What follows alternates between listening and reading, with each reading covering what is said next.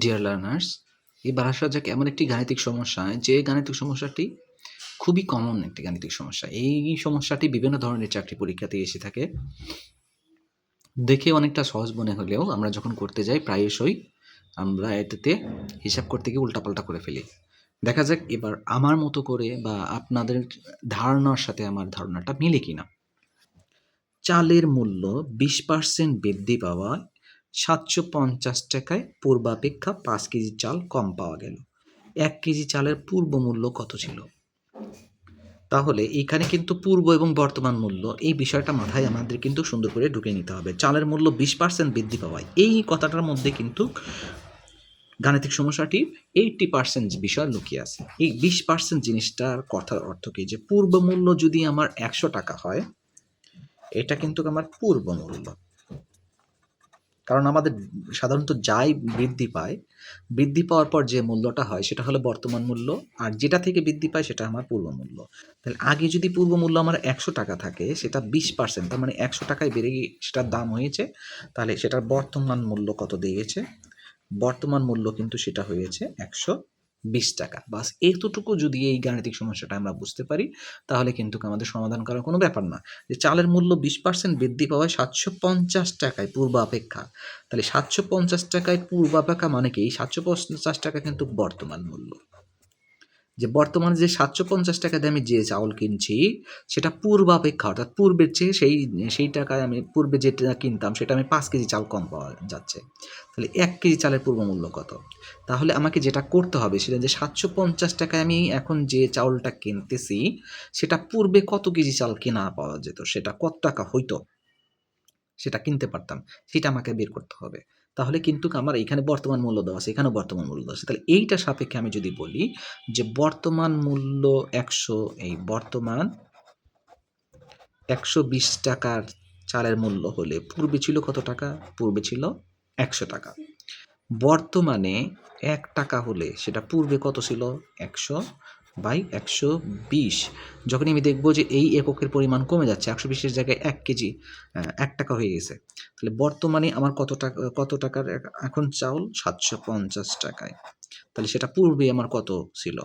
তাহলে 100 গুণন 750/120। এর শূন্য কেটে দিলাম। 5 দুগুণে 10, 6 দুগুণে 12। 6 দিয়ে এইখানে যদি কাটি, 6 12 72, তাহলে এখানে বাঁচবে 3, 5 6 30। এবার 5 গুণন 125, 5 25 5 5 25-এর 5, হাতে 2, 5 দুগুণে 10 আর 2 এ 12-র 2, হাতে আমার 1, 5 একে 5 আর হাতের 1, 6, 625।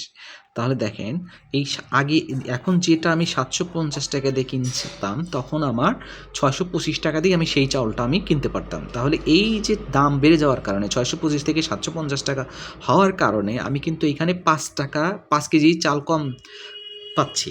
তার মানে এই দুইটা মূল্যের যে ব্যবধান, এই মূল্যের ব্যবধানের কারণে আমি 5 কেজি চাল কম পাওয়া যাচ্ছে। তার মানে 5 কেজি চালের মূল্য হলো এই দুইটার ব্যবধান।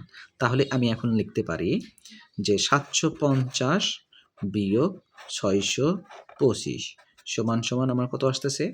125 টাকা। তাহলে 125 টাকায় আমি এই 125 টাকা বৃদ্ধির দরুন আমি কয় কেজি চাল কম পাচ্ছি? 5 কেজি চাল কম পাওয়া গেল। তার মানে পূর্বে আমি এই 5 কেজি মূল্য ছিল আমার কত টাকা? 125 টাকা। অর্থাৎ তাহলে আমি এখন লিখতে পারি যে 5 কেজি চালের পূর্ব মূল্য 125 টাকা। অতএব 1 কেজি চালের পূর্ব মূল্য 125/5, 5 25 125, তার মানে পূর্ব মূল্য ছিল 25 টাকা। এবার আসা যাক সর্বশেষ 10 নম্বর। x + y = 12, x - y = 8 হলে x y এর মান কত? এই ধরনের যদি গাণিতিক সমস্যা আসে, তাহলে আমরা কি করব? আমরা এটা সূত্র সাহায্যে যাব না, আমরা সহজে গাণিতিক সমস্যাটা সমাধান পদ্ধতিতে যাব। x + y = 12, x - y = 8। দুইটা যদি আমি যোগ করি, এই প্লাস y এই মাইনাস y কাটাকাটি, x আর x যোগ করলে আমার কত হবে? 2x 8 আর 12 যোগ করলে আমার হবে 20। অতএব x সমান সমান 20কে যদি আমি 2 দিয়ে ভাগ করি তাহলে 10 দুগুণে 20, তাহলে x এর মান আমার দাঁড়ালো কত? 10।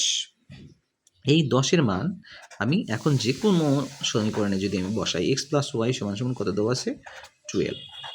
তাহলে x এর মান যেহেতু আমার 10 বেড়ে গেছে, তাহলে y ইকুয়াল টু 12 বা y ইকুয়াল টু, তাহলে এই পাশে 10 ওই পাশে গেলে মাইনাস হয়ে যাবে, যেহেতু এটা প্লাস আছে এই পাশে গেলে মাইনাস, তাহলে y এর মান দাঁড়ালো 2।